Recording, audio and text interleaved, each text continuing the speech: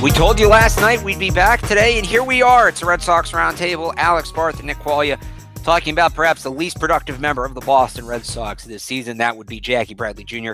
hitting sub 200. A lot of people were shocked when he didn't get taken out of the game last night. He's out of the game tonight. Now, we're recording this during the game, but Mitch Morland's already hit a go-ahead 2-run home run, and that bench hole has certainly gotten a little deeper for Jackie Bradley Jr. So, Nick Quaglia, why would he still be in the starting lineup at this point?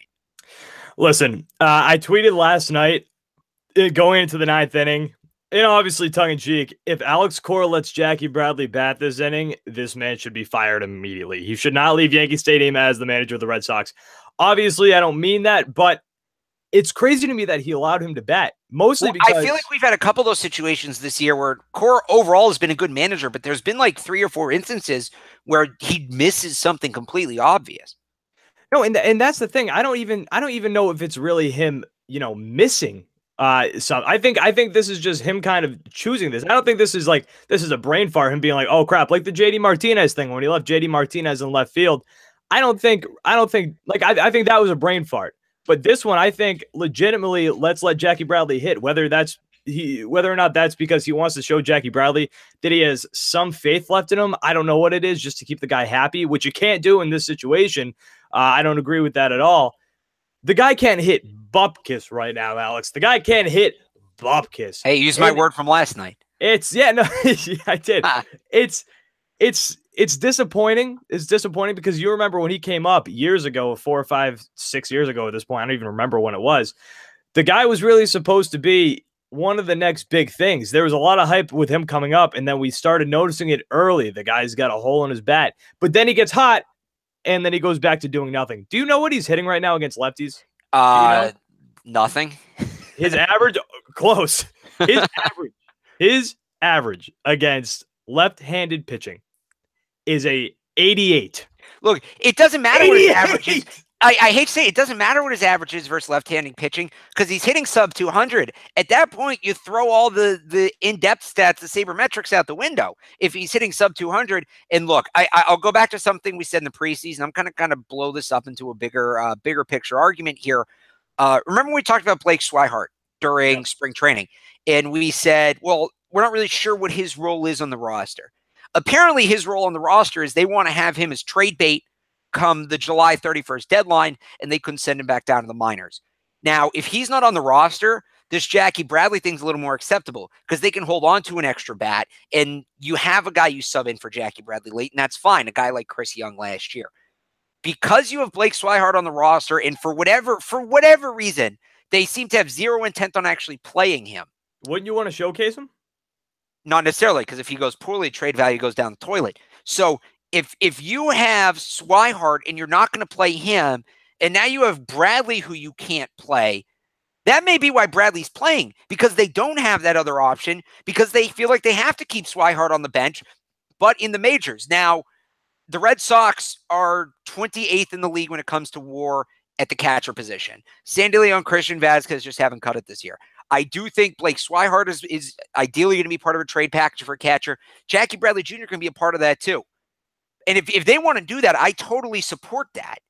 But you can't wait until July to do it. How many games are you going to let this guy cost you before you get him off the roster? JT Realmuto in Miami supposedly available. Go pull the trigger. I'm sick of seeing Jackie Bradley Jr. in the starting lineup, and you can't have him and Swihart on the bench if neither one can play. Because then your bench is just Brock Holt and whichever catcher is not starting that night. And that's not enough.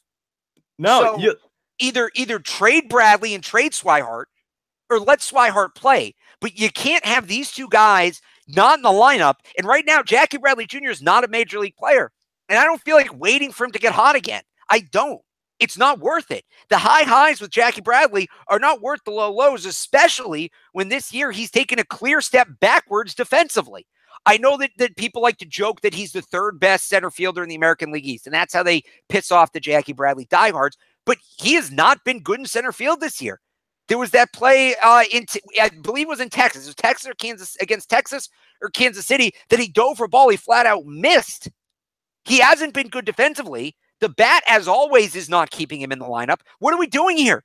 You have two guys who are clearly not major leaguers on this team. Figure it out, Dave. Jackie Bradley is one of those players where if he hits 240 because of his defense, and you're right, his defense has been subpar this year. It's not nearly what it was. It's been bad. It hasn't been subpar. I'm sorry. It's been bad. Jackie Bradley Jr., and I was the first person in years past to say Jackie Bradley Jr.'s glove is worth the bat. I am off that bandwagon now. It's not. It has not been this year at all. I'm going to stick with subpar. I don't think it's been garbage. I think it's been subpar.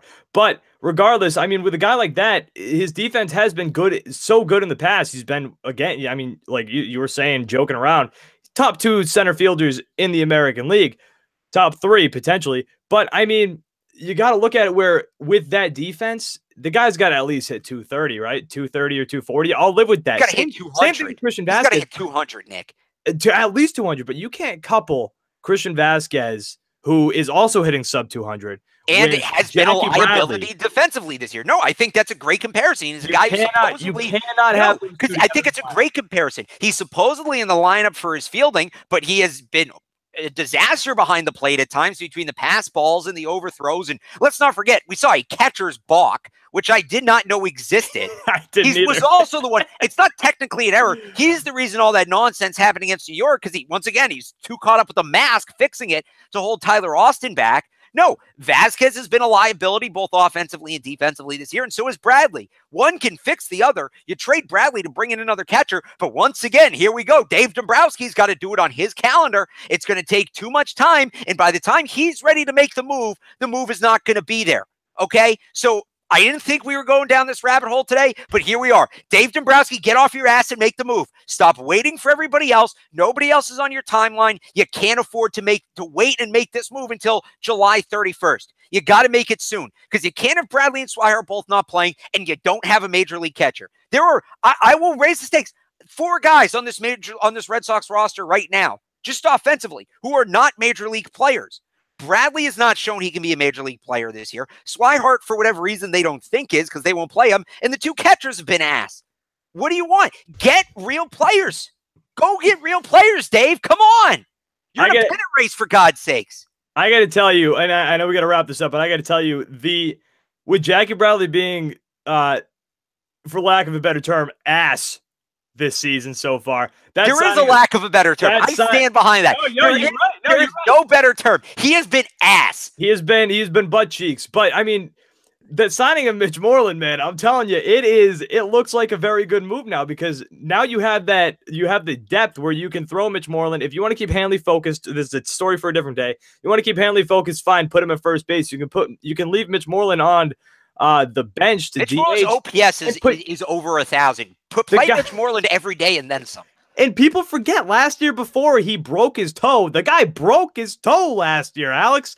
Before that, he was raking as well. So, I mean, the guy really has showed that he has the offensive capability. And JD Martinez, he's not ideal, but, I mean, really, was Manny Ramirez either? Then put him out. Put him out there or something. Anything will hit better than Bradley. Right. Swihart will hit better than Bradley. The defense is the same at this point. He's got to go. It's like Clay Buchholz all over again. We've all been saying this guy has to go. Does Bradley have options? Like, the reason they can't send Swihart down is he's out of options. I'm assuming I don't know. Bradley's out of options. If not, send him to Pawtucket. Let him figure it out there. Just this guy needs some. Maybe he sprained his pinky finger playing Frostbite a Fortnite. I'm so out of touch with these people.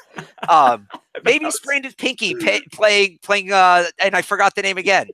Fortnite. Maybe he sprained his pinky playing Fortnite. Put him on the DL for 10 days and let him go figure out this all out away from the team. Stop letting cost you ball games. All right, I don't want to embarrass myself any further. You're like 50 years old. You're 55 years old. I played it for the first time last week. I'm very bad at it. I'm not going to go down the David Price thing with it, but he's a 32-year-old man. He's got a wife and a newborn kid. Stop playing video games. Frostbite.